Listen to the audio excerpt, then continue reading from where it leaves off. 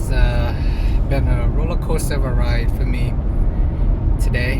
My son was born 3 days ago, my second son. Actually not everything was going as expected. He was 3.5 weeks early, so he's technically a preemie, 36.5 weeks, a few days short of being a full-term baby. But he came out 6 pounds, 12 ounces, pretty much the same size as his older brother, 20 inches. So even though he was a preemie, he's considered a late preemie. And yeah, we thought everything was progressing well. All his vitals were fine. His hearing test, he passed everything. He passed the NICU car seat test. And then he didn't even need to stay in the NICU because, yeah, for the most part, he was fine. And then there were one issue that they were keeping him fixated on, because they usually when your baby's born, they do all these tests. They check your vitals, check your eyes, your ears, your nose. They were able to check his right eye, which was fine, but the left eye, he was sleeping. The few times they were checking it, the pediatrician was very adamant. He came back later in the day before going home just to check it again, but my son was just not cooperating, unfortunately, on the first day, and we honestly did not think much of it. We were on schedule to get discharged the next day, and so he said the next pediatrician's gonna come in and look at his eyes before we leave, and she did. And when she did, she did notice that his eyeball was cloudy. The right one was fine, but the left one was a little cloudy. So it made her a little bit iffy. She didn't diagnose everything, but she immediately contacted the Children's Hospital ophthalmologist, hoping someone can come over. But you know, Boston Children's Hospital is one of the most famous and well-known hospitals in the world. They are busy at all times. So unfortunately, we weren't able to get the person to come over and look at him immediately. My son was born at Beth Israel, which is right across the street from Children's Hospital. And yeah, the doctor was very adamant that we should get this checked out. So she was trying to get us an appointment the same day, if not the next day. She was very diligent to make sure that we get taken care of before we have to go home and drive back out. We live a little bit further away, so it is a lot of effort to come back. So I really appreciate her for that, for being diligent, following up. And we tried, it was like a number, you know, every time you schedule an appointment at these big hospitals, never easy. You kind of have to call and hope for the best. And we called, put on hold, we were told to wait, someone's going to call us back. No one ever called us back. Luckily, she was able to, I don't know, maybe she has some magic touch, or usually when a pediatrician calls, it get prioritized a little bit. So we were able to get an appointment for my son the next day at 10:30 a.m. It was at a children's hospital in Weymouth. So we went home that night. We got discharged. Everything was fine. Enjoying our baby, newborn stage, super exhausted. You know, the usual. My partner is breast pumping, breastfeeding, and going through all that. And then since he's a preemie, we have to supplement him as well with formula. So we're going through that. I'm doing bottles, washing dishes, trying to keep the house nice and clean, and doing my part to get through these early stages, because I recall it being very challenging, the lack of sleep and all that. So the next day we went to the ophthalmologist. I did some light research for like cloudy eye. The pediatrician mentioned in some rare cases, newborn may be born with cataracts. And then I was hoping it's not that, because it would require surgery. But other than that, I just did some light research and didn't really think that much of it until we went to the ophthalmologist. So we went there. ophthalmologist, he looked at my son's eyes with the regular tool. I don't know what they call those at the doctor's office, but the basic one that every doctor office have, pediatricians. So he used that, and then after that he used a more in-depth tool that allows you to zoom in more. It's kind of like a mask that you put on top, and then you can zoom in. So he did that, and then he asked that the baby get dilated, or I may be misremembering the order, but regardless, he looked at the eyes, and then he requested my son to get dilated. So put some drop in his eyes. We went to another room, waited another 15 to 30 minutes. Then we came back. He examined my son again. Similar procedure. Initially, he was in his car seat, just sitting on the floor. The doctor was looking in. The second time around, he had his assistant hold my son on the patient chair. We had to give him a pacifier and everything. This second check is a little bit more invasive. They put a little clamp thing on his eyeball, and oh my goodness, my son is only 3 days old. I feel so bad. He had to go through all that. But yeah, so they put the clamp to hold his eyes open. My son was screaming and yelling, as he should. If someone did that to me, I would be screaming and yelling too. But yeah, so they did that with both eyes. The right eye is fine, but they want to do both eyes just to make sure, see what the good eye looked like and what the problem eye looked like. And so they did that, and then shortly after, the next thing he told me is he wanted me to go back to Children's Hospital in Boston immediately, because that is the main hub in Boston. That is like the biggest children's hospital. I'm not sure it's the biggest, but it's well funded. They have all the technology and state of the art. People travel across the world to come to Boston Children's Hospital. So at least we are blessed enough to live within the area to be able to just drive there and have the appointment immediately.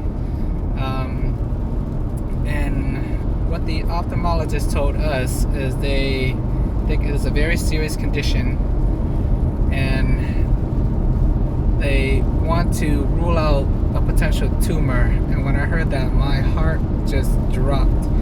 My perfect baby, who was no issue at all. He was born 3 days early of being full term, but then that all the vitals and everything was fine. Like, that was not the news I was expecting to hear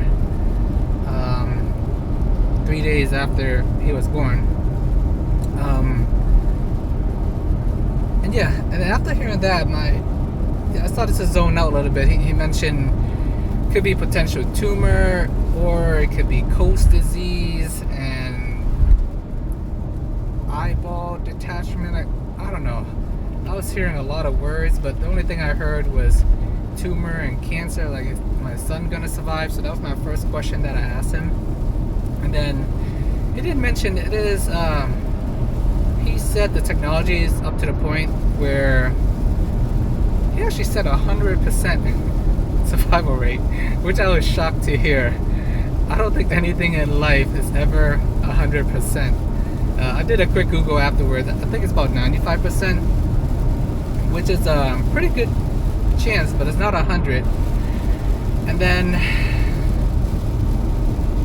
I'll talk a little more about Coats disease later, but Coats disease, it is a 1 in 100,000 chance of getting it. It's super rare. It's not genetic.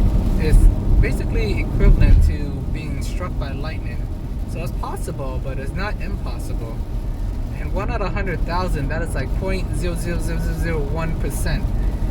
If you can grasp that, on top of just being born 3 days old. But shout out to the pediatrician for seeing that and identifying that, because after doing some more research and reading online, some people are either born with it or they develop it later on in life.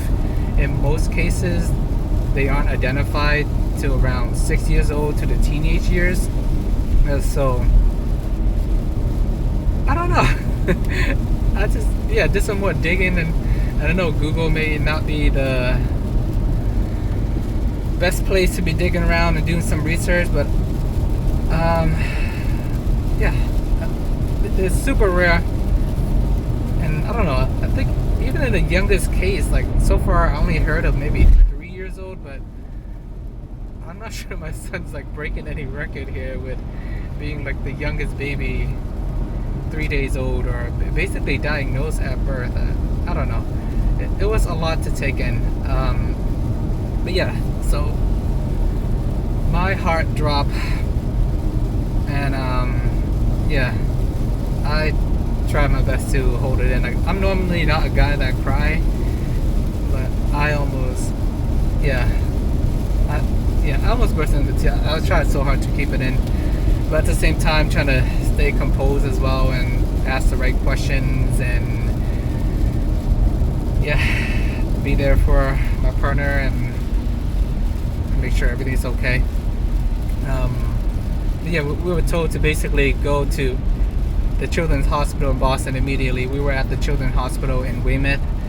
After hearing that, my son, we went to go change in the bathroom because I knew we needed a diaper change, and then after that we hopped in the car and immediately made our way to Boston Children's Hospital. Ironically enough, if they seen us the day before, we would need to drive back, but I do appreciate that they recognize the urgency. And I believe it was Dr. Fernandez. He cleared his calendar right away and was available for us right when we arrived. So it did make us feel relieved and very special, but at the same time highly concerned if they are clearing out all the schedule just to make time to see my son immediately. But when we got there, he did a similar test. He started off with the regular eye thing at the doctor's office. I don't know what those eye scanner thing are called.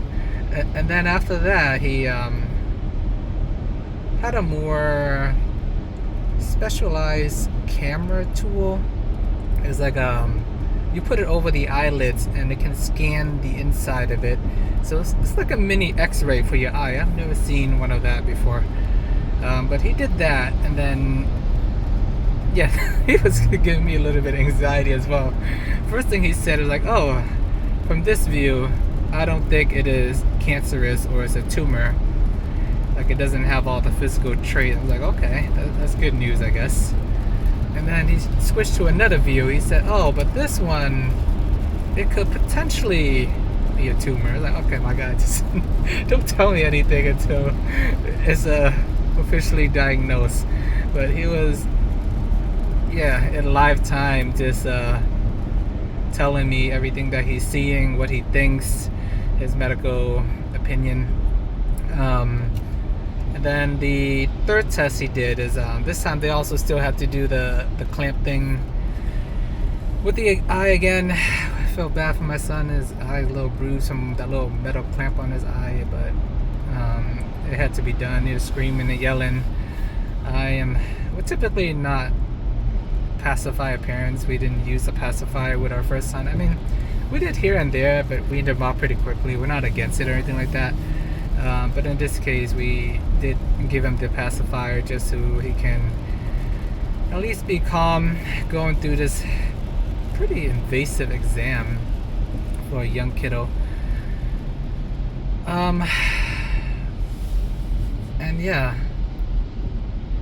So the third exam they did is I guess it's more like not exam, but they use a camera to point. They clamp his eyes and they point the camera inside of his eye to take a picture of it, to show me all the blood vessels and the patterns, and I don't know, it doesn't look anything to me. But he showed me what the normal eye looked like, and I say, okay, that looked normal, I guess. And then he showed me what the problem eye looked like, and I can see all the swirls and the vessels that cause all the concerns, and it does look abnormal. And then he told me he thinks it is likely Coates disease. And up until today, I have never heard of Coates disease or thought of it, never even crossed my mind. Maybe I might have seen it across a clickbait article one day where, I don't know, I may not click into it, but every now and then you see on the internet, it's like random articles say, oh, you should go to your eye doctor, or you might get eye cancer, or I discovered this 10 years later. Things like that. Like, you read on the internet all the time and don't think much of it, because a lot of it is just clickbait and fluff. But in this case, yeah, my son was diagnosed with a super rare disease.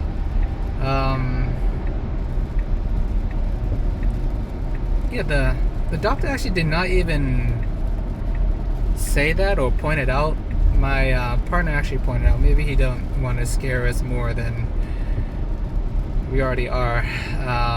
But he did tell me that Boston Children's Hospital, specifically, they have a Coates disease center. Like, people all over the world fly here just to get treated for that. So that was a relief for me. At least I know that we are in good hands. Actually, another thing that caught my attention was, I know at Beth Israel they have an ophthalmology department as well. I was wondering in the back of my mind, like, why didn't they just call somebody up from there? Like, why does it have to be Children's Hospital? And I guess that answered my question. Initially, I just thought maybe Children's Hospital specializes in children. It may still be the case, but this is a rare disease, not just for, well, I guess it's for children, but people can develop this later on in life as well. But it mostly impacts boys from, I guess, the age from 6 to 12. And it was a lot to take in, but at least we haven't 100% ruled it out yet. So they think it's Coates disease, but the next step is to have a follow-up MRI just so they can get a deeper scan and different views to 100%. Here we go again with the 100%. Rule out the tumor, because I guess the eye tumor, I forgot what the term is called. I don't even want to botch it, but it begins with a B. So that one, they have similar traits, or compared to Coates disease, but they do think it's Coates. And he did let me know that it's pretty rare that once they diagnose it that they would reverse it or get it wrong. I guess he mentioned, I guess a 1 out of 10 time it was like where they think it was Coates, it was actually the tumor, and vice versa. I don't know. I don't think we're in the clear yet, because the fact that we're even having this discussion is already a rarity in itself. Less than 1% chance of getting it. But my son got it. So until we do all the tests and rule everything out,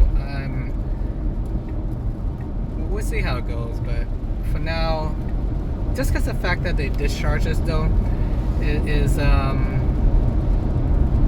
guess a positive news with it. They're pretty sure it is Coates, because if they identify that it's a tumor, they would have done all the tests right then and there on the spot and find out since it's life-threatening, they have to treat it right then and there. But I think they identified that it was not life-threatening, hence it was probably be coped. Yeah, so there's a lot to take in for being day 3 with a new kid. Definitely roller coaster ride for sure. We thought we were just gonna have a normal journey. Our first son was a pretty normal journey for the first few months. He did have to do some minor surgery to remove a cyst in his head 6 or 8 months down the line, but that was a pretty minor procedure. But it was done successfully, and that is done and over with. No concerns there. But for now, even scheduling the MRI is not the easiest process. I mean, scheduling anything, like I mentioned earlier, is not easy. I called, and then they were going to schedule me 2 weeks out. And the clinic and everything, they have their own timeline of when they want all these things as soon as possible. Would be ideal. But then the schedule, there's conflicts and everything else is it's a lot to do.